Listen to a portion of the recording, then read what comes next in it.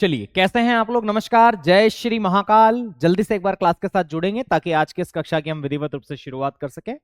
और मैं ऐसा मानता हूं कि आज हम एक नए पायदान पर पहुंचने वाले हैं। खैर, अभी बैंकिंग में हमें कल की क्लास और लगेगी। थोड़ा सा है ना, अच्छे से पढ़ रहे हैं, पढ़ लेते हैं। ऐसे ज्यादा टॉपिक नहीं है, मैंने कल भी आपको बताए थे। भूमि सुधार एक आपका बहुत महत्वपूर्ण टॉपिक, उसको भी हम पढ़ेंगे। खैर जुड़िए क्लास के साथ। तो कल की क्लास का रिवीजन एक बार करते हैं, उसके बाद में इस चीजों को आगे बढ़ाते हैं। कल नाबार्ड के बारे में मैंने डिस्कशन करवाया था। कल सिडबी के बारे में मैंने डिस्कशन करवाया, आईडीबीआई बैंक के बारे में डिस्कशन करवाया, और आखिरी में हम बैंकों के राष्ट्रीयकरण के बारे में चर्चा कर रहे थे। और मैंने बताया था कि बैंकों का राष्ट्रीयकरण दो चरणों में पूरा किया गया था। ठीक है। और फिर मैंने सिलेबस के बारे में बताया था, जैसे ही हमारा बैंकिंग कंप्लीट होगा उसके बाद में हम भारत में भूमि सुधार पढ़ने वाले हैं, या सतत विकास लक्ष्य करेंगे, सतत विकास लक्ष्य। ठीक है। तो आइए जरा मैं हेडिंग डाल देता हूं।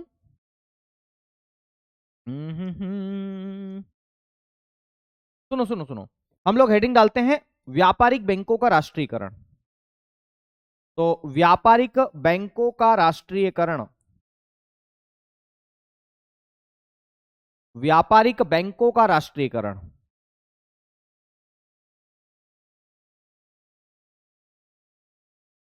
व्यापारिक बैंकों का राष्ट्रीयकरण।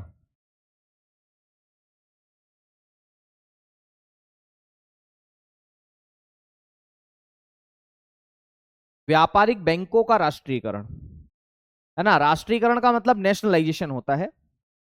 तो नेशनलाइजेशन ऑफ कमर्शियल बैंक। देखो, मैंने कल एसबीआई का और आरबीआई के बारे में तो बता दिया था। तो नेशनलाइजेशन, नेशनलाइजेशन किसके बारे में? व्यापारिक बैंकों के बारे में। तो व्यापारिक बैंकों के राष्ट्रीयकरण के बारे में हम चर्चा करते हैं कि व्यापारिक बैंकों का राष्ट्रीयकरण क्या होता है। तो व्यापारिक बैंकों का राष्ट्रीयकरण कितने चरणों में पूरा किया गया है? तो दो चरणों में पूरा किया गया है ना। कितने फेजेज है इसके? तो दो फेज है ना व्यापारिक। हाँ जी। तो व्यापारिक बैंकें जो है, इनका राष्ट्रीयकरण दो चरणों में किया गया। कितने चरणों में किया गया जी? दो चरणों में। तो याद रखिएगा मेरे साथियों, दो चरणों में यह राष्ट्रीयकरण पूरा किया गया। दो चरण, दो चरण का मतलब होता है फेज। ओके, तो दो चरणों में इनका राष्ट्रीयकरण पूरा किया गया। सबसे पहला जो चरण है उसकी हम चर्चा करते हैं। मैं लिखूंगा first phase. First phase, first phase या पहला चरण आप इसे कह सकते हैं। र- रामचरण मत याद रख लेना, पहला चरण है ना पहला चरण। तो याद रखिएगा, पहले चरण में किस किस बैंकों का राष्ट्रीयकरण किया गया था। तो पहले चरण की अगर हम चर्चा करें, तो पहले चरण की तिथि क्या है? पहले चरण की तिथि क्या है मेरे दोस्त? तो पहले चरण की तिथि है 19 जुलाई 1969। तो 19 जुलाई 1969 को पहले चरण का राष्ट्रीयकरण किया गया था। याद रखना, पहले चरण में बैंकों का राष्ट्रीयकरण 19 जुलाई 1969 को किया गया था। और इस समय कुल कितनी बैंकें थी जिनका राष्ट्रीयकरण किया गया? तो याद रखना, इस समय कुल मिलाकर के कितनी बैंकें थी? तो 14 बैंकें थी जिनका राष्ट्रीयकरण किया गया था। कितनी बैंकें थी? तो 14 बैंकों का राष्ट्रीयकरण किया गया था। कितनी बैंकें मेरे साथियों? 14 बैंकों का राष्ट्रीयकरण किया गया था। सवाल पूछा जा सकता है, इसलिए आपको यहां पर याद रखना होगा कि कुल कितनी बैंकें थी जिनका राष्ट्रीयकरण किया गया। तो 14 बैंकों का राष्ट्रीयकरण किया गया। क्या याद रखेंगे? 14 बैंकों का राष्ट्रीयकरण इस समय किया गया था। जिनके पास में जमा पूंजी कितनी थी? तो याद रखना, जिन बैंकों के पास में जमा पूंजी कितनी थी? तो जिन बैंकों के पास में जमा पूंजी 50 करोड़ रुपए या उससे ज्यादा थी, उनका राष्ट्रीयकरण किया गया था। ओके, हाँ जी। कोई दिक्कत है क्या? क्लास में इशू है क्या कोई? नहीं ना? ठीक है ठीक है ठीक है ठीक है।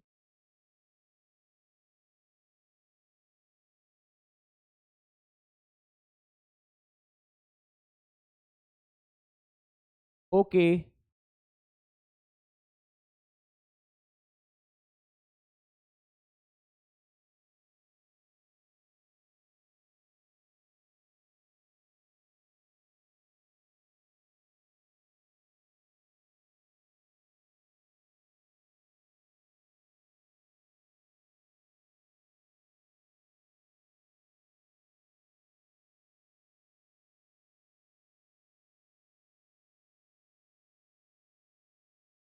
ऑल गुड,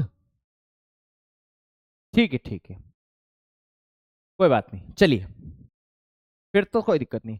तो पहला जो चरण है इस ये 19 जुलाई 1969 को था, ये तिथि जरूर आपको याद रखनी है। और दूसरी बात मैंने क्या बताई कि इसमें कुल कितनी बैंकें थी, तो मेरे साथियों 14 बैंकें इसके अंदर थी। तो इसके अंदर टोटल कितनी बैंकें थी, तो 14 बैंकों का राष्ट्रीयकरण किया गया था। तो 14 बैंकों का इसके अंदर राष्ट्रीयकरण किया गया था, ठीक है। जिनकी जमा पूंजी कितनी थी, कितनी जमा पूंजी वाली बैंकों का राष्ट्रीयकरण किया गया था, कुल कितनी कैपिटल वाली बैंकों का राष्ट्रीयकरण किया गया था। तो जिन बैंकों के पास में 50 करोड़ या उससे ज्यादा की पूंजी थी, 50 करोड़ प्लस की पूंजी थी, उन बैंकों का राष्ट्रीयकरण किया गया था, ठीक है। तो जिन बैंकों के पास में 50 करोड़ रुपए से ज्यादा या 50 करोड़ रुपए तक की पूंजी थी, उनका राष्ट्रीयकरण किया गया था, ठीक है। और इसके अलावा अगर हम बातचीत करें मेरे साथियों, तो इस समय आरबीआई के गवर्नर कौन थे और प्रधानमंत्री और वित्त मंत्री कौन थी। तो याद रखना, इस समय वित्त मंत्री और प्रधानमंत्री का पद जो था ना, वो था मेरे साथियों इंदिरा गांधी के पास में। तो वित्त मंत्री एवं प्रधानमंत्री, दरअसल मोरारजी देसाई वित्त मंत्री थे, पर मोरारजी देसाई इस कहानी से नाखुश थे, है ना। वो चाहते थे कि राष्ट्रीयकरण नहीं होना चाहिए, इससे निजी क्षेत्र के अधिकारों का हनन होता है। पर कोई बात नहीं, है ना, उन्होंने अपना त्याग पत्र दे दिया और वित्त मंत्री का पद खाली था। फिर इंदिरा गांधी जी जो है, इन्होंने वित्त मंत्री का प्रभार भी संभाला और इंदिरा गांधी जी ने ही वित्त मंत्री और प्रधानमंत्री का प्रभार संभाला, ठीक है। तो इस समय ये राष्ट्रीयकरण किया गया था। और अगर पूछा जाए कि इस समय आरबीआई के गवर्नर कौन थे, तो क्या जवाब देंगे, तो लक्ष्मीकांत झा इस समय आरबीआई के गवर्नर थे, ठीक है। क्या नाम था, लक्ष्मीकांत झा, लक्ष्मीकांत झा, एल के झा आप इनको बोल देते हैं। तो आरबीआई गवर्नर कौन थे मेरे साथियों, एल के झा। तो आरबीआई गवर्नर, आरबीआई गवर्नर, तो आरबीआई गवर्नर का नाम क्या था, एल के झा, एल के झा। आरबीआई गवर्नर का नाम क्या था, एल के झा। तो एल के झा मेरे साथियों आरबीआई के गवर्नर थे और इन्होंने राष्ट्रीयकरण किया था, मतलब इस समय राष्ट्रीयकरण हुआ था। तो ये पहला चरण, कोई दिक्कत तो नहीं है, ये पहला चरण मेरे साथियों, फर्स्ट फेज। अब हम सेकंड फेज की बात कर लेते हैं कि दूसरा चरण इसका कब किया गया था। तो मैं यहां पर हेडिंग डाल देता हूं सेकंड फेज। तो सेकंड फेज की अगर हम चर्चा करें, दूसरे चरण की अगर हम चर्चा करें मेरे दोस्त कि दूसरा चरण इनका कब शुरू हुआ था, तो दूसरा चरण शुरू हुआ था 15 अप्रैल 1980 को। तो 15 ऑफ अप्रैल 1980, 15 अप्रैल 1980, 15 अप्रैल 1980, 15 अप्रैल 1980 को इसका दूसरा चरण शुरू हुआ था, ठीक है भाई। कब हुआ था, तो 15 अप्रैल 1980 को। और याद रखना, इस समय 6 बैंकों का राष्ट्रीयकरण किया गया था। कितनी बैंकों का राष्ट्रीयकरण किया गया था, तो 6 बैंकों का राष्ट्रीयकरण किया गया था। कितनी बैंकों का राष्ट्रीयकरण किया गया था, तो 6 बैंकों का राष्ट्रीयकरण इस समय किया गया था। कितनी बैंकों का, 6 बैंकों का राष्ट्रीयकरण किया गया था। फिर दूसरी बात मेरे दोस्त कि किन किन बैंकों का राष्ट्रीयकरण किया गया था, तो जिन बैंकों के पास में कुल कितनी जमा पूंजी थी, तो जिन बैंकों के पास में 200 करोड़ रुपए या इससे ज्यादा की जमा पूंजी थी, उनका राष्ट्रीयकरण किया गया था, ठीक है। तो 200 करोड़ या इससे ज्यादा की जिसके पास में जमा पूंजी थी, उनका राष्ट्रीयकरण किया गया था। और इस समय अगर हम बात करें तो प्रधानमंत्री कौन थे, तो इस समय प्रधानमंत्री थी इंदिरा गांधी।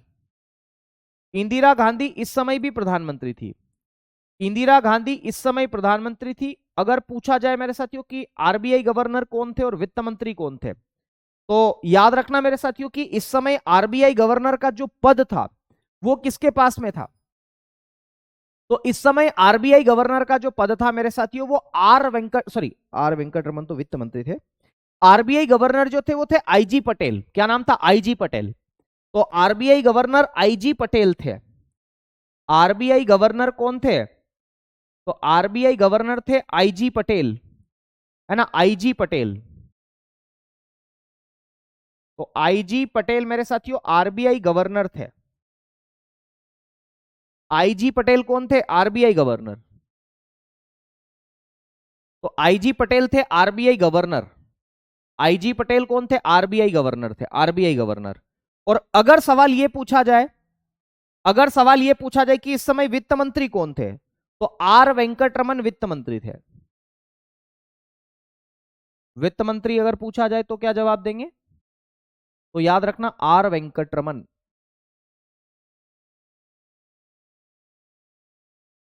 आर वेंकटरमन इस समय वित्त मंत्री थे। ठीक है, क्या नाम लिखेंगे? आर वेंकटरमन। तो आर वेंकटरमन इस समय वित्त मंत्री थे। बाकी मैंने काफी बातें आपको बता दी है कि कौन कौन था। अब हमें दरअसल ये चेक करना है कि वो कौन कौन से बैंक थे जिनका राष्ट्रीयकरण किया गया था। ठीक है, तो आइए जरा एक पीडीएफ में यहां पर यूज करूंगा, क्योंकि लिखना अपने आप में अच्छी बात नहीं होगी ऐसे समय पर। ठीक है, क्योंकि ये सब रट्टाफिकेशन वाली चीजें हैं, तो मैं आपको बता देता हूं, आप लोग इसको अच्छे से पढ़ लीजिएगा, देख लीजिएगा, देखिएगा, है ना। ये पीडीएफ है जो कि आपको इसके अंतर्गत याद रखनी है। सॉरी फॉर दैट, एक मिनट, गलत पीडीएफ शायद मैंने यूज कर ली है।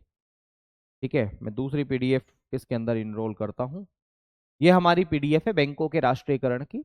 ये पहली लहर जो थी इस समय इनका राष्ट्रीयकरण किया गया था। कौन कौन सी 14 बैंकें थी याद रखना। तो 14 बैंकों में एक थी सेंट्रल बैंक ऑफ इंडिया। क्या नाम है इसका? सेंट्रल बैंक ऑफ इंडिया मेरे साथियों, सेंट्रल बैंक ऑफ इंडिया। एक बात मैं आपको बता दूं, जहां जहां पर आपको लास्ट में बैंक ऑफ इंडिया दिखे, जैसे यहां पर दिखा है बैंक ऑफ इंडिया, तो अमूमन ऐसे केवल एक ही अपवाद है, वो मैं अपवाद बता दूंगा, लेकिन मैं आपको बता दूं कि अमूमन जहां पर भी लास्ट में बैंक ऑफ इंडिया दिखे उसका मुख्यालय मुंबई में है। जैसे यहां पे लिखा है सेंट्रल बैंक ऑफ इंडिया, तो इसका मुख्यालय मुंबई में है। कहां पर है? मुंबई। अब ये जो सेंट्रल बैंक ऑफ इंडिया है, इसकी स्थापना कब की गई? 1911 में की गई। अभी इसको याद मत रखो, अभी ये रहने दो, है ना, इसको हम बाद में पढ़ लेंगे, ये कोई वो नहीं है, फैक्ट वाली बातें है केवल। तो पहला याद रखना सेंट्रल बैंक ऑफ इंडिया। पूछा जा सकता है कि इसका राष्ट्रीयकरण कब किया गया? 1969 को किया गया, 1969 में। दूसरा मेरे साथियों यह है बैंक ऑफ इंडिया। देखो दूसरा बैंक है बैंक ऑफ इंडिया, जिसे बीओआई कहते हैं। मैंने क्या बताया? जहां पर बैंक ऑफ इंडिया दिखे उसका मुख्यालय मुंबई में। और बैंक ऑफ इंडिया की स्थापना 1906 में की गई। सेंट्रल बैंक ऑफ इंडिया की स्थापना 1911 में। और अगर पूछा जाए कि भारत का सेंट्रल बैंक कौन सा है, तो आरबीआई भारत का सेंट्रल बैंक है। आ गई बात समझ में? ओके, अगली बात, तीसरा जो है मेरे साथियों उसका नाम है पंजाब नेशनल बैंक। अब मैं आपको एक बात बताता हूं, जहां पर भी आपको पंजाब शब्द देखने को मिले, इसको लिख लो आप, जहां पर भी पंजाब शब्द देखने को मिले उसका मुख्यालय नई दिल्ली में। तो पंजाब शब्द नई दिल्ली। पंजाब नेशनल बैंक जो है वो 1894 का बैंक है, सबसे पुराना बैंक देखा जाए तो। ये नई दिल्ली में स्थापित है। और मैं आपको बता दूं कि अभी इसको मत पढ़ो, इसको छोड़ो, अभी ये बातें मैं बताता रहूंगा आपको बाद में। फिलहाल के लिए खाली मुख्यालय, स्थापना की तिथि, है ना, मतलब सन, और बस नाम केवल याद रहना चाहिए। ठीक है, तो जहां पर पंजाब शब्द दिखे, मैंने क्या बताया? जहां पर पंजाब शब्द दिखे मतलब क्या है? नई दिल्ली, नई दिल्ली, नई दिल्ली।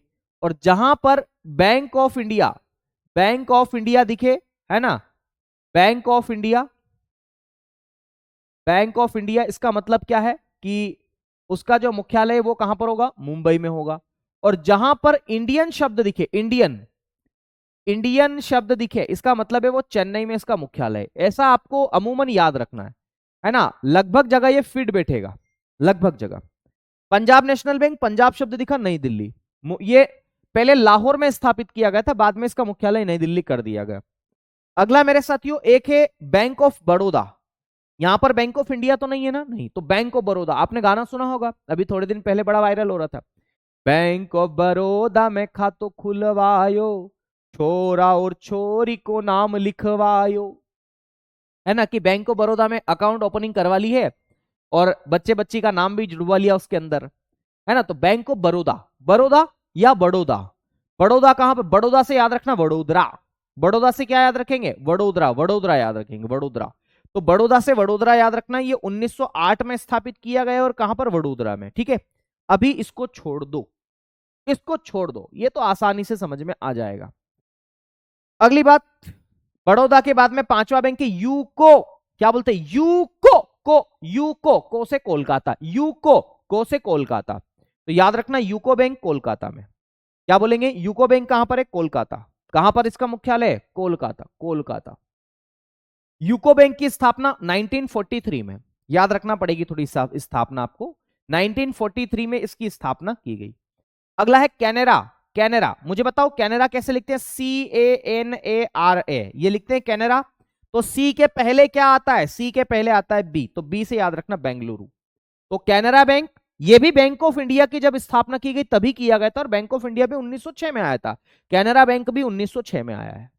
बैंक ऑफ बड़ौदा 1908 का है, याद रखना। ठीक है, तो कैनरा बैंक, कैनरा सी के पहले क्या आता है? बी आता है, तो बी से बेंगलुरु आपको याद रखना है बस। ये हो गए। सातवां, सातवां बैंक है मेरे साथी यूनाइटेड बैंक ऑफ इंडिया। अब देखो यहां पर मैंने आपको क्या बताया था? अपवाद बताया था कि एक अपवाद है, उसको केवल आपको याद रखना है। इसका नाम है यूनाइटेड बैंक ऑफ इंडिया। इसमें भी तो लास्ट में बैंक ऑफ इंडिया आया, पर चूंकि इसका मुख्यालय मुंबई में नहीं है, ठीक है, तो याद रखना है इसका मुख्यालय कहां पर है? यूनाइटेड बैंक ऑफ इंडिया का, तो याद रखिएगा ये कोलकाता में है। कोलकाता में इसका मुख्यालय, Kolkata, United bank of India Kolkata. UCO, को से Kolkata, UCO United bank of India, ये भी कोलकाता। 1950 में स्थापित किया गया है। 1950 कब याद रखेंगे? 1950 इसमें आपको याद रखना है, ठीक है।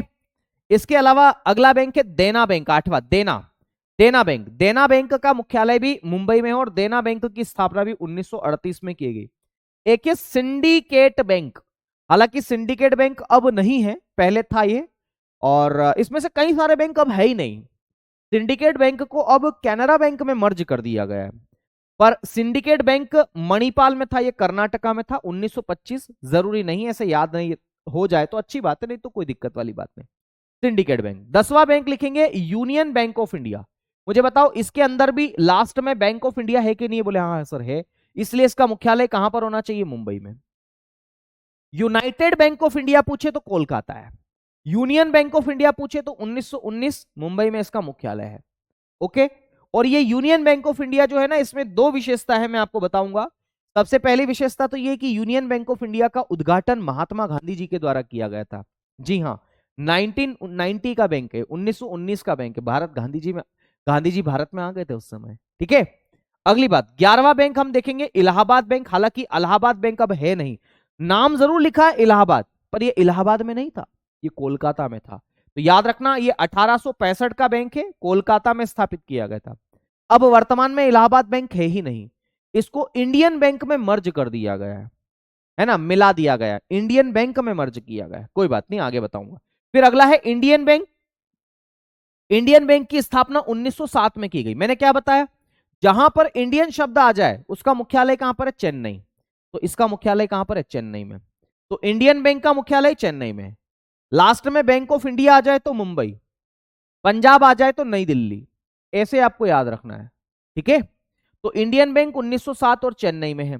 मैंने क्या बताया अभी कि इलाहाबाद बैंक को इंडियन बैंक में मर्ज किया है, विलय कर दिया है। अब इलाहाबाद बैंक का अस्तित्व समाप्त हो गया है। खैर, 13वें नंबर का बैंक देखो, ये लिखा है इंडियन ओवरसीज बैंक। बताओ यहां पर भी इंडियन शब्द आ गया, कहां पर होगा इसका मुख्यालय? चेन्नई में होगा। इंडियन ओवरसीज बैंक का 1937 में। ओके, अगला है बैंक ऑफ महाराष्ट्र। महाराष्ट्र में है पुणे, तो पुणे में है ये 1935। आरबीआई की स्थापना कब की गई थी? 1935 को की गई थी।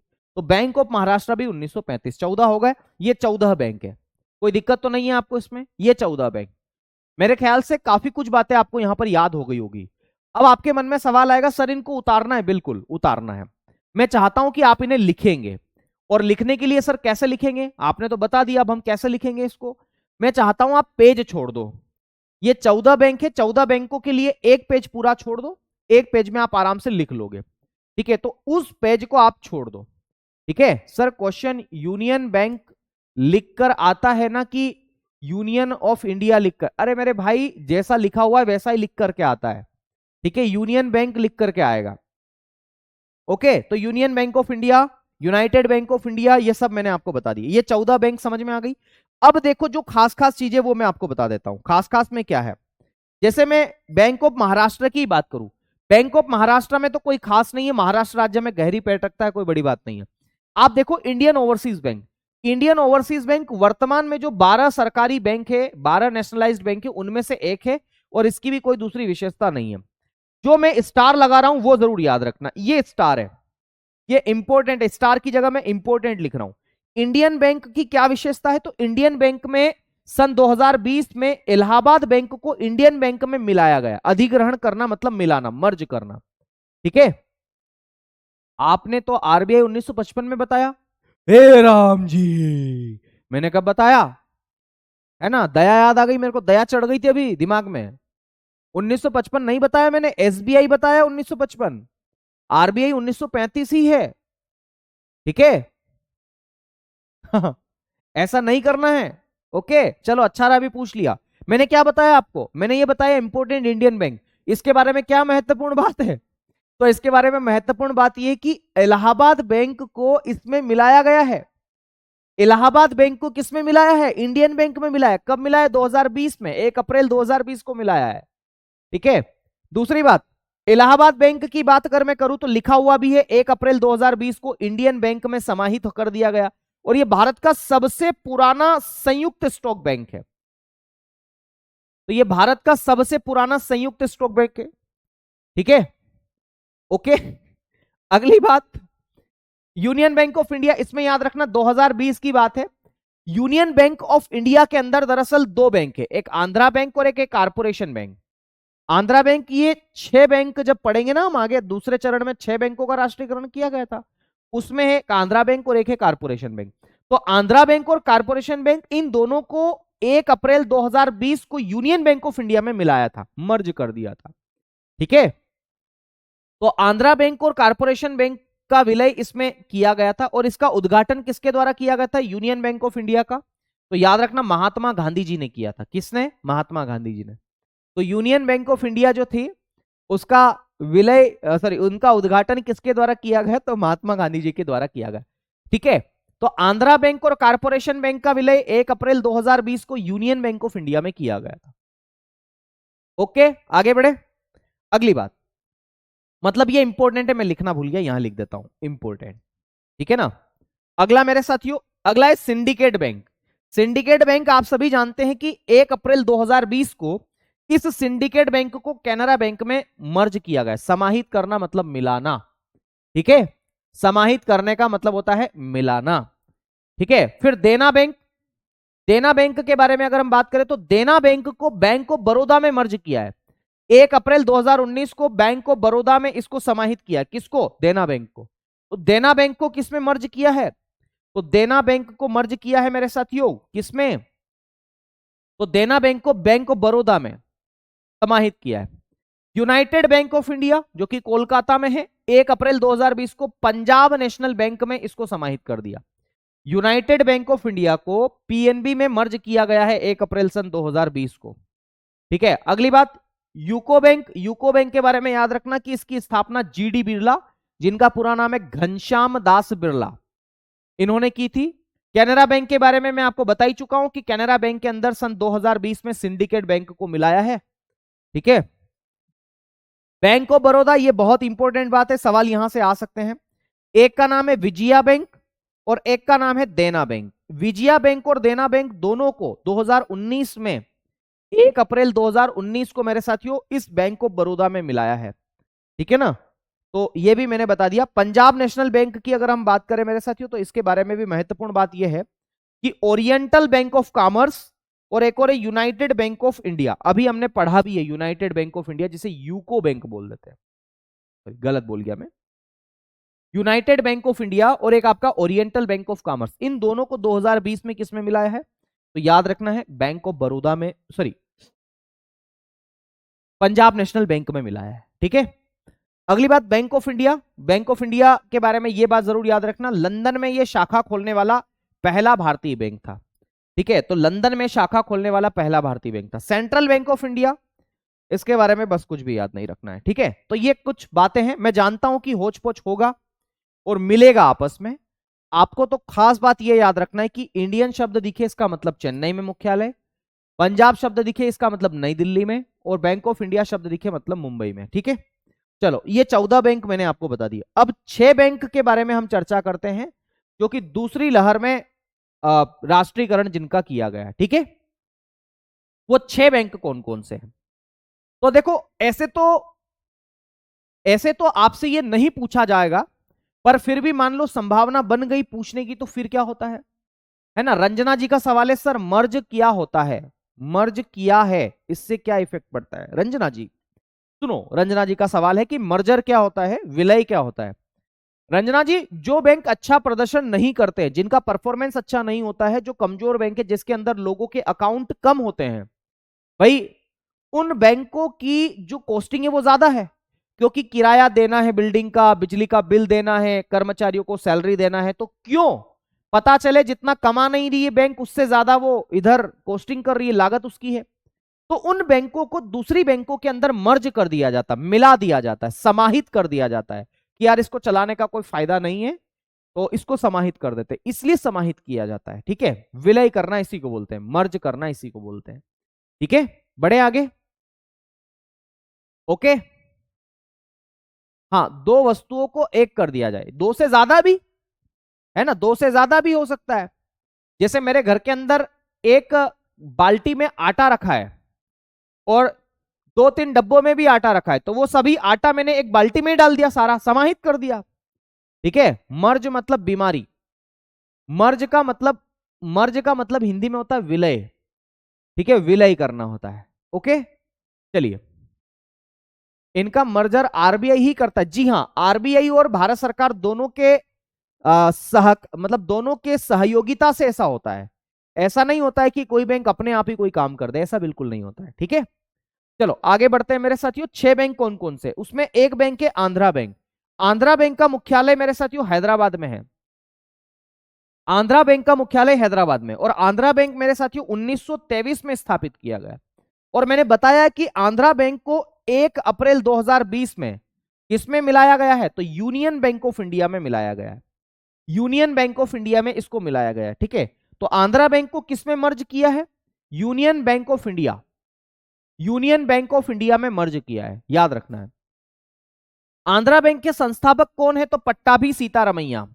तो डॉक्टर पट्टाभी सीतारमैया इनके संस्थापक है। जैसे Lala Lajpat Rai Punjab bank, Punjab national bank के संस्थापक है, वैसे ही इसके संस्थापक कौन है, तो याद रखना मेरे साथियों, आंध्रा बैंक के संस्थापक है पट्टाभी सीतारमैया जी। और इसको यूनियन बैंक ऑफ इंडिया में मर्ज किया गया है। कब किया गया है, तो 1 अप्रैल सन 2020 को मर्ज किया गया। ठीक है, आगे बढ़ते हैं। दूसरा बैंक है जिसका नाम है कारपोरेशन बैंक। मैंने बताया आंध्रा बैंक और कारपोरेशन बैंक दोनों को 1 अप्रैल 2020 में यूनियन बैंक ऑफ इंडिया में मिलाया गया। तो 1 अप्रैल 2020 को यूनियन बैंक ऑफ इंडिया में इसको भी समाहित किया गया है। और इसकी स्थापना 1906 में मैंगलोर में की गई थी। मैंगलोर कर्नाटका में देखने को मिलेगा आपको। ठीक है सर, बैंक दिवालिया कैसे होते हैं, रशिका का सवाल है।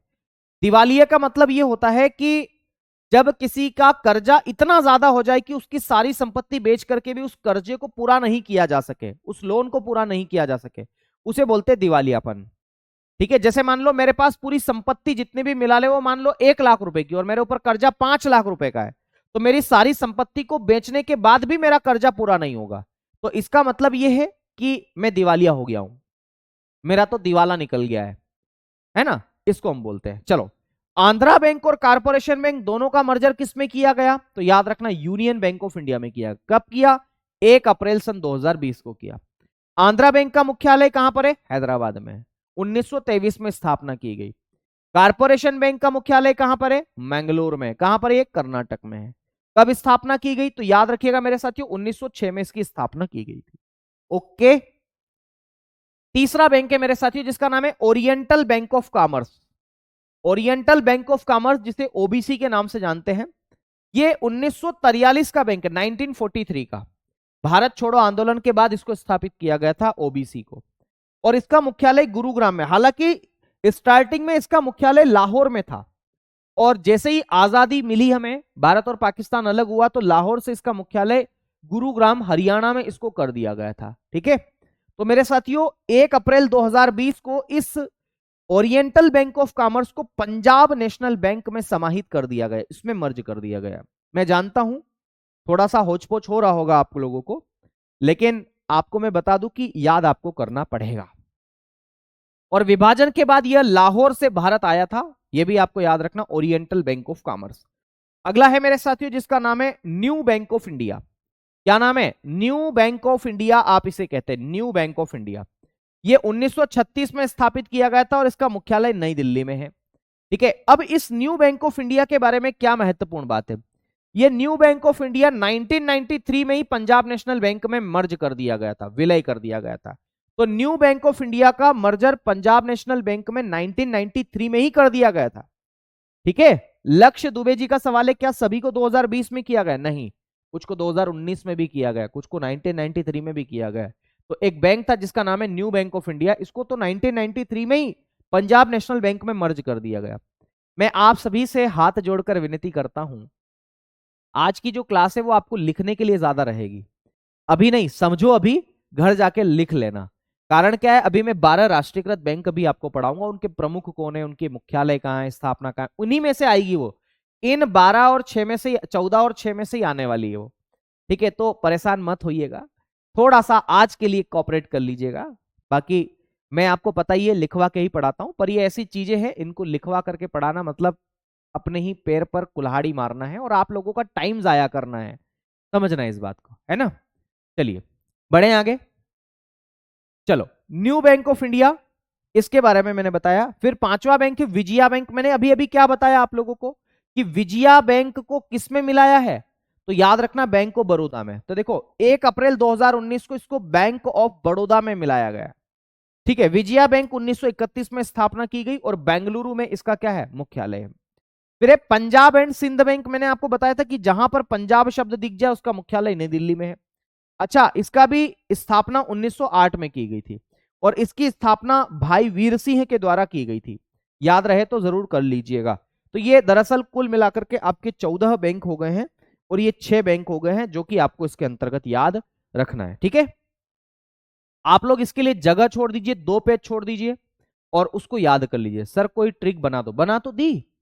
इंडियन शब्द जहां पर आए उसका मतलब है चेन्नई, बैंक ऑफ इंडिया जहां पर आए इसका मतलब है मुंबई, इसके अलावा अगर हम चर्चा करें तो पंजाब जहां पर आए वो नई दिल्ली। ठीक है, ये आपको याद रखना है, ऐसे आपको याद रखना है। ठीक है, चलिए तो अब हम बात करते हैं मेरे साथियों अगली बात, अगले चर्चाओं की। वर्तमान में राष्ट्रीयकृत बैंकों की संख्या कितनी है? अगर आपसे यह सवाल पूछा जाए कि वर्तमान में राष्ट्रीयकृत बैंकों की संख्या कितनी है, तो मैं आपको यहां पर डिस्कस करता हूं कि वर्तमान में राष्ट्रीयकृत बैंकों की संख्या कितनी है। तो सभी लोग थोड़ा सा ध्यानपूर्वक इसको समझेंगे। वर्तमान में राष्ट्रीयकृत बैंकों की संख्या है मेरे साथियों 12। कितनी बैंक है वर्तमान में राष्ट्रीयकृत बैंक? तो वर्तमान में नेशनलाइज्ड बैंकों की संख्या 12 है। कितनी है भैया? 12 है, 12। ठीक है, 12 बैंक है। इसमें से सबसे पहली बैंक है जिसका नाम है एसबीआई। एसबीआई बोलते तो स्टेट बैंक ऑफ इंडिया, याद रखना है। एसबीआई का मतलब क्या होता है? State bank of India. SBI state bank of India आप इसे कहते हैं, SBI state bank of India. State bank of India का मुख्यालय कहां पर है, हेडक्वार्टर कहां पर है? तो मुंबई में इसका हेडक्वार्टर है, क्योंकि इसमें भी लास्ट में बैंक ऑफ इंडिया आ गया ना शब्द, तो याद रखना है bank of India. Sir first phase में बैंकों की कैपिटल कितनी बताई थी? 50 करोड़ रुपए। 50 करोड़ अखिलेश जी, है ना, 50 करोड़ या उससे ज्यादा पूंजी है उनकी, राष्ट्रीयकरण किया गया था। ठीक है, अब देखो इधर, स्टेट बैंक ऑफ इंडिया जो है इसकी स्थापना और इसका राष्ट्रीयकरण दोनों एक ही तिथि को की गई थी, 1 जुलाई 1955 को। तो 1 जुलाई 1955 को इसकी स्टैब्लिश भी की गई थी और उसको नेशनलाइज्ड भी किया गया था। और इसका पुराना नाम क्या था? तो एसबीआई का पुराना नाम था इंपीरियल बैंक ऑफ इंडिया। आप सभी जानते हैं कि 3 प्रेसिडेंसी बैंकों को मर्ज करके एक बैंक बनाया गया था 1921 में, 1921 में, जिसका नाम था इंपीरियल बैंक ऑफ इंडिया। 27 जनवरी की बात है। तीनों presidency bank, Bengal presidency bank है ना, इसके अलावा बॉम्बे प्रेसिडेंसी बैंक और कलकत्ता प्रेसिडेंसी बैंक है ना, एक और है आपका मद्रास प्रेसिडेंसी बैंक, इन तीनों बैंकों को आपस में मर्ज करके क्या किया गया था? तो इंपीरियल बैंक ऑफ इंडिया बनाया गया था। ठीक है, इंपीरियल बैंक ऑफ इंडिया बनाया गया था। तो इंपीरियल बैंक ऑफ इंडिया का ही नाम 1 जुलाई 1955 को एसबीआई किया गया है। अच्छा, ये सब करने की सिफारिश किसने की थी कि यार ऐसा ऐसा कर दो? तो एक व्यक्ति थे जिनका नाम था एडी गोरेवाला समिति। कौन सी समिति थी वो? एडी गोरेवाला समिति। एडी गोरेवाला समिति। इस समिति की रिकमेंडेशन पर, इस समिति की सिफारिश पर ऐसा सब कुछ किया गया। ओके, इसके बाद अगर पूछा जाए कि एसबीआई के प्रमुख कौन है, अभी हेड कौन है, तो एसबीआई के प्रमुख है चल्ला श्रीनिवासुलु शेट्टी। चल्ला श्रीनिवासुलु शेट्टी, ये इनके प्रमुख है। और इनकी टैगलाइन है, जिसका नाम, टैगलाइन क्या है एसबीआई की, हर भारतीय का बैंकर, है ना, the bankers to every Indian, ये इसकी टैगलाइन है। ठीक है, ये इसकी क्या है, टैगलाइन है, टैगलाइन। ठीक है सर, मेरा मैसेज क्यों नहीं करता है, क्या क्यों नहीं?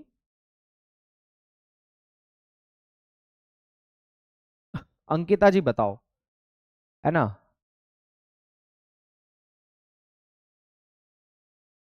बताओ, यहां तक कोई दिक्कत किसी को? अंकिता जी, आपका एक भी सवाल, एक भी कमेंट नहीं आया अभी मेरे पास, खाली अभी आया है।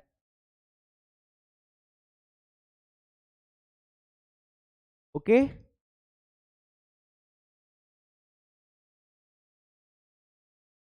चलो आगे बढ़ते हैं। ओके, फिर मैंने बताया कि एसबीआई जो है वो भारत का सबसे बड़ा पीएसबी, पीएसबी का मतलब होता है public sector bank, public sector bank. तो इसके बारे में इतनी बात है, प्लीज एक बार रिवीजन मार लो जल्दी से, मैं पानी पी लेता हूं, है ना, बोलते बोलते थकान हो जाती है।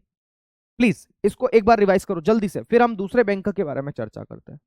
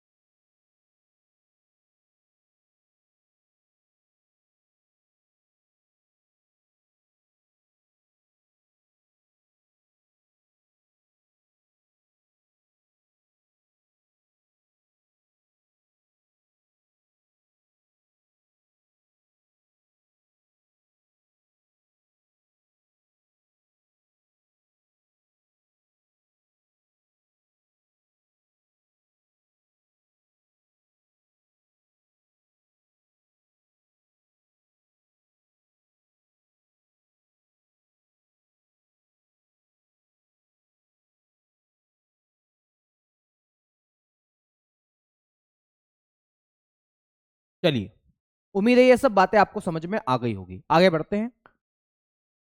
अगला बैंक है पंजाब नेशनल बैंक, पीएनबी बोलते हैं। तो पंजाब नेशनल बैंक जो है ना, इसकी स्थापना की गई थी 19 मई 1894 को। कहां पर की गई थी? लाहौर में की गई थी। इसका मुख्यालय नई दिल्ली में है। स्थापना लाहौर में की गई थी, 1894 का बैंक है यार।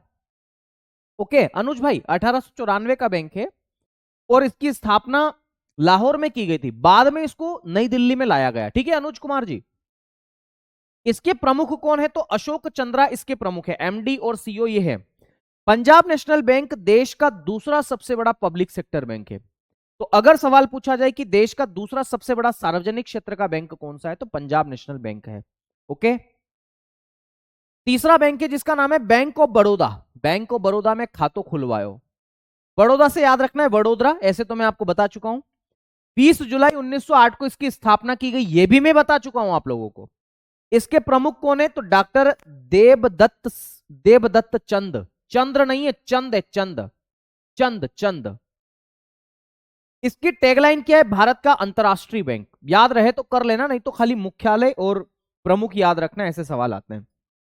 चौथा बैंक है मेरे साथियों जिसका नाम है कैनरा बैंक। 1 जुलाई 1906 को इसकी स्थापना की गई कैनरा बैंक की।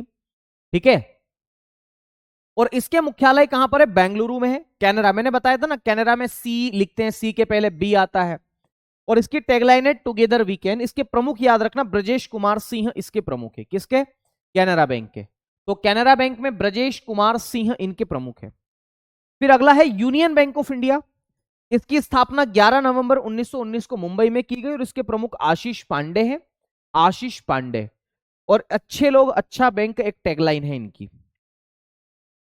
बैंक ऑफ इंडिया की मैं बात करूं, 7 सितंबर 1906 को मुंबई में की गई। इसके प्रमुख कौन है? रजनीश कर्नाटक। इंडियन बैंक की अगर मैं चर्चा करूं तो इंडियन बैंक 15 अगस्त 1907 का है। और मैंने बताया ना कि इंडियन शब्द आ जाए तो चेन्नई में मुख्यालय है। इसके प्रमुख कौन है? तो विनोद कुमार इसके प्रमुख है। क्या नाम है इनका? विनोद कुमार इनके प्रमुख है। क्या बोलेंगे मेरे दोस्त अब? तो विनोद कुमार जो है वो इनके कौन है? प्रमुख है। विनोद कुमार इनके प्रमुख है। ये सेंट्रल बैंक ऑफ इंडिया अगला है। 21 दिसंबर 1911 को मुंबई में स्थापित किया गया है। इसके प्रमुख कल्याण कुमार है। ये मैं बता चुका हूं कि स्थापना कब है और कहां इसका मुख्यालय है। प्रमुख कल्याण कुमार। इंडियन ओवरसीज बैंक 10 फरवरी 1937 को, है ना, चेन्नई में। प्रमुख कौन है? अजय कुमार श्रीवास्तव। याद रखना है आप लोगों को। अगला है यूको बैंक। यूको को से कोलकाता। यूको बैंक 1943 कोलकाता 6 जनवरी। अश्विनी कुमार इसके प्रमुख है। बैंक ऑफ महाराष्ट्र, महाराष्ट्र पुणे में, और निधु सक्सेना इसके प्रमुख है। 16 सितंबर 1935 को स्थापना की गई। पंजाब एंड सिंध बैंक 24 जून 1908 को नई दिल्ली में। और याद रखना इसके प्रमुख स्वरूप कुमार साहा है। ठीक है, ये इतने 12 बैंक हैं।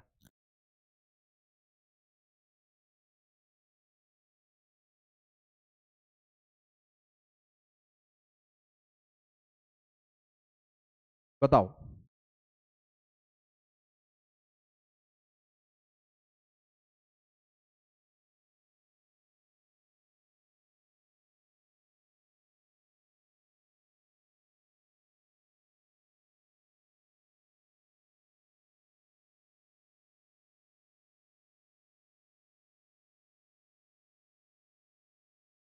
ओके,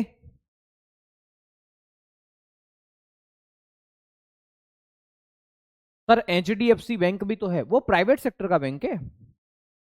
ओके मेरे दोस्त, चलो उम्मीद है ये सब बातें आपको समझ में आ गई होगी।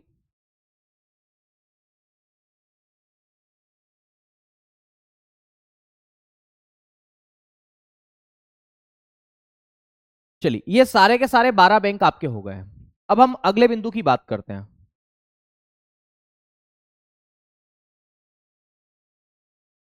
क्षेत्रीय ग्रामीण बैंक मैंने आपको नहीं पढ़ाया है अभी। अब मैं उनके बारे में डिस्कशन करता हूं। क्षेत्रीय ग्रामीण बैंक क्या होता है, ठीक है। अनुज भाई, क्षेत्रीय ग्रामीण बैंक को देखो, जीरो से समझो इधर, है ना। आरआरबी बोलते हैं आप इसे, आरआरबी। RRB, RRB. और इसे हम लोग किस नाम से जानते हैं? तो आरआरबी को हम लोग बोलते हैं regional rural bank.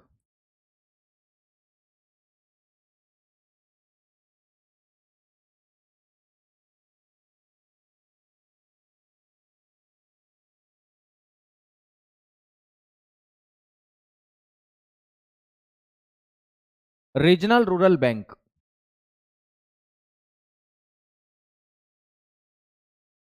Regional rural bank, regional rural bank के नाम से आप इसे जानते हैं, रीजनल रूरल बैंक, है ना। रीजनल रूरल बैंक, इसको हम बोलते हैं आरआरबी।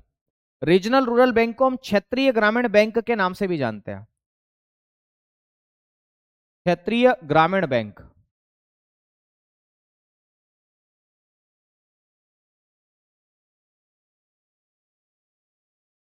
क्या बोलते हैं आप इसे? क्षेत्रीय ग्रामीण बैंक के नाम से आप इसे जानते हैं। ओके, क्षेत्रीय ग्रामीण बैंक, रीजनल रूरल बैंक्स आप इन्हें कहते हैं। सवाल यह पूछा जा सकता है कि आरआरबी की स्थापना कब की गई। तो दोस्तों याद रखना, आरआरबी जो है उसकी स्थापना कब की गई? तो आरआरबी की स्थापना की गई है 2 अक्टूबर 1975 को। 2 अक्टूबर को गांधी जयंती है, तो 2 अक्टूबर 1975 को आरआरबी की स्थापना की गई। आरआरबी का मतलब होता है क्षेत्रीय ग्रामीण बैंक। हर क्षेत्र में अलग अलग ग्रामीण बैंक है, जैसे मध्य प्रदेश में मध्य प्रदेश ग्रामीण बैंक है, वैसे ही। तो आरआरबी की स्थापना हर क्षेत्रों में की गई है। हालांकि अब तो इस पर कंट्रोल करने की बात भी की गई है, ठीक है। सुनो, किस समिति की सिफारिश पर की गई? तो लिखेंगे नरसिम्हन समिति की सिफारिश पर। आरआरबी की जो स्थापना है वो किस समिति की सिफारिश पर की गई है? तो नरसिम्हन समिति की सिफारिश पर। नरसिम्हन समिति की सिफारिश पर, नरसिम्हन समिति की सिफारिश पर, नरसिम्हन समिति की सिफारिश पर इसकी स्थापना की गई। कब की गई है? 2 अक्टूबर 1975 को की गई, ठीक है। अब अगली बात मेरे साथियों, आरआरबी के क्या काम है? तो नाम से ही स्पष्ट है इसके क्या काम है, फंक्शंस क्या क्या है इसके। आरआरबी के क्या क्या फंक्शंस हैं मेरे साथियों?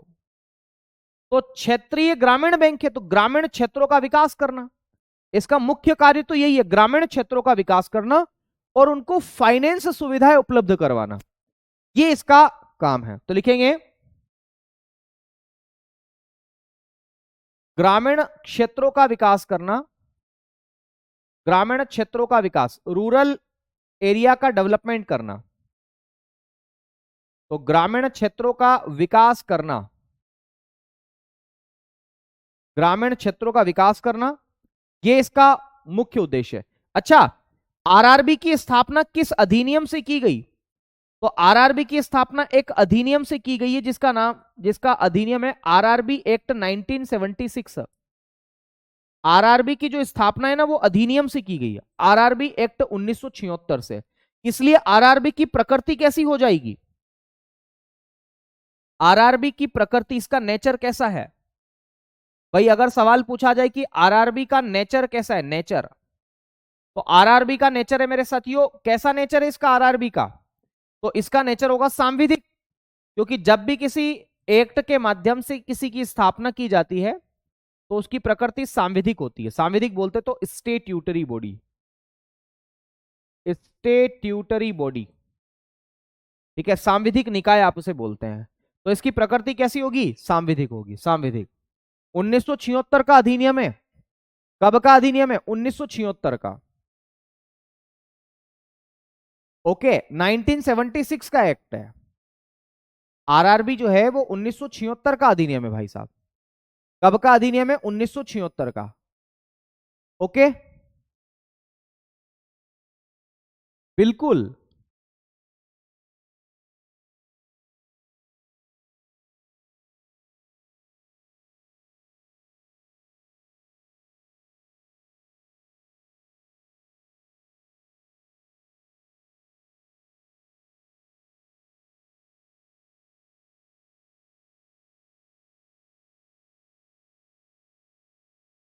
चलो आगे बढ़े।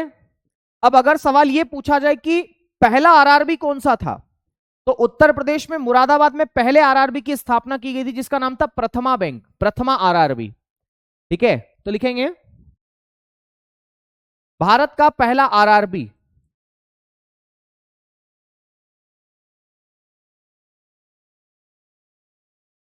भारत का पहला आरआरबी,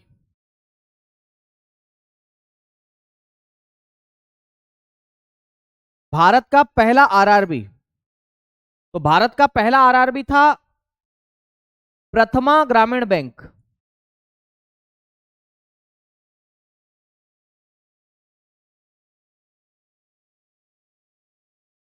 प्रथमा ग्रामीण बैंक,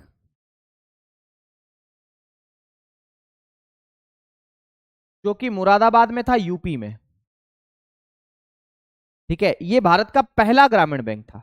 फिर इससे आगे की कहानी अब हम लोग करेंगे कल। ठीक है, तो इससे आगे की चर्चा अब हम लोग कल करने वाले हैं। ओके, तो इतना भर पढ़िएगा और बाकी की चर्चा आप कल करेंगे। ऐसे तो ज्यादा नहीं हुआ है, पर इसको जरूर लिख के आइएगा आप लोग, पीडीएफ है ना, लिख के आना आप कल। जो जो मैंने आपको पढ़ा दिया है इसको आप लिख करके आइएगा अच्छे से, ठीक है। और इसकी अब शेष वार्ता हम लोग करेंगे अब आपके साथ में कल, ठीक है। हाँ जी, मुरादाबाद में। ओके, अधिनियम के बाद स्थापना होता है ना, आप तो पहले ही लिखा रहे हो, है ना रंजना जी। ऐसा नहीं होता, ऐसा जरूरी नहीं है। किसी किसी संस्था की स्थापना अधिनियम के पहले भी हो जाती है। जैसे सेबी है, तो सेबी एक्ट 1992 में आया, पर सेबी की स्थापना तो 1988 में ही हो गई। ठीक है, Dilip Kumar sir, I have a doubt, RRB act 1976 में आया और स्थापना 1975 में कैसे हुई? मैं वही तो बता रहा, जरूरी थोड़ी है कि स्थापना बाद में हो। ठीक है, ऐसा जरूरी नहीं है, बाद में भी तो एक्ट आ सकता है उसको कानूनी रूप देने के लिए। कल आपकी क्लास नहीं है क्या सर? है ना, बिल्कुल है ना, कल मेरी क्लास है। ओके, कल मेरी क्लास है। आरआरबी का हेडक्वार्टर नहीं होता है, अलग अलग आरआरबी है। आरआरबी का हेडक्वार्टर नहीं होता, अलग अलग आरआरबी बैंक है उनका हेडक्वार्टर है। ठीक है, चलिए फिर आज के लिए इतना ही, शुक्रिया, धन्यवाद, जय महाकाल, राधे राधे, नमस्कार, है ना। पढ़िए, मस्त रहिए, स्वस्थ रहिए, बाकी मिलते हैं आपसे कल। ठीक है।